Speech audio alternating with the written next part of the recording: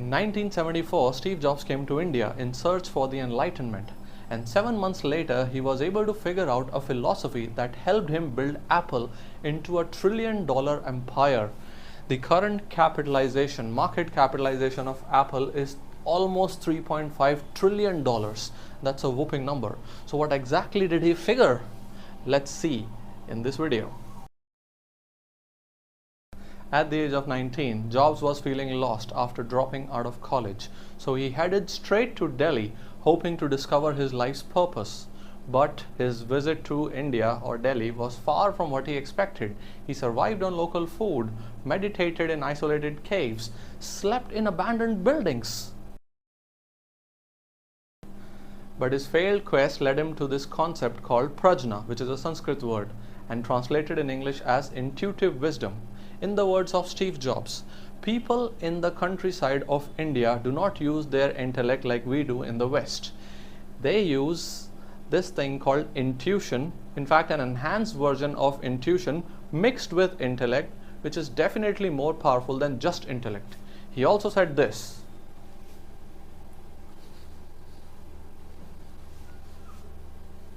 have the courage to follow your heart and intuition. They somehow know what you truly want to become. And this became his signature approach. He started making decisions based on his instinct. Even when sometimes those instincts seemed to defy the current market trends, he trusted his own compass. In his own words, and I quote, "This approach has never let me down, and it has made all the difference in my life." Living among Indian villagers, something else caught his attention, that is, their ability to find joy in simplicity. No access, no fancy gadgets, just the essentials. And this later on became the philosophy of Apple, in fact. In his own words, he quotes, "Simplicity is the ultimate sophistication. It takes a lot of hard work to make something simple, to truly understand the underlying challenges and come up with elegant solutions. It's not just minimalism or the absence of clutter. It involves digging through the depths of complexity. To be truly simple, you have to go really deep.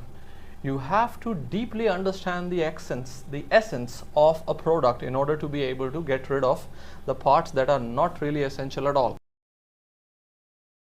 To Steve Jobs, every feature, every detail, and every pixel had to earn its place. If something didn't serve a clear purpose, it was out. This was the philosophy of Apple. No clutter, only focus and clarity. Listen to his own words.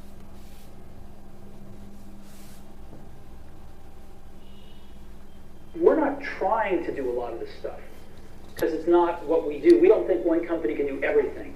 So you've got to partner with people that are really good at stuff. Like, we're not, I mean, maybe Microsoft is great at search. We're not trying to be great at search. So we partner with people that are great at search. And we don't know how to do maps on the back end. We know how to do the best maps client in the world, but we don't know how to do the back end. So we partner with people that know how to do the back end. And what we want to do is be that consumer's device and that consumer's experience wrapped around all this information and things we can deliver to them in a wonderful user interface, in a coherent product. And so in some cases, we have to do more work than others. In the case of iTunes, there wasn't a music delivery service that was any good. We had to do one, so we'll do one. But in other cases, there's companies doing a way better job because we're not as good at this stuff as other people are, and we love to partner with them. And so, we selectively do that. And I think it's really hard for one company to do everything.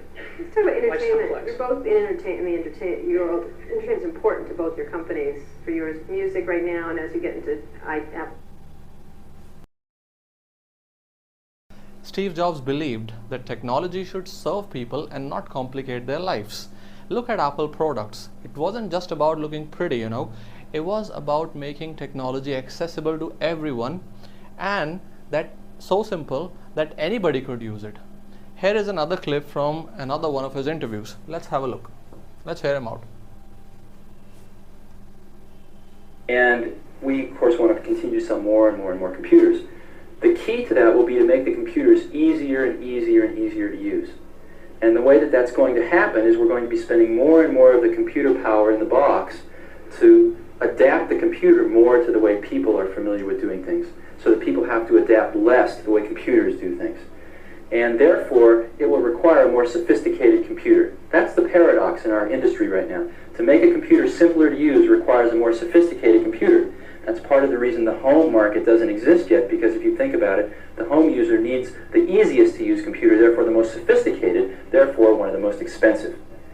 So we expect prices not to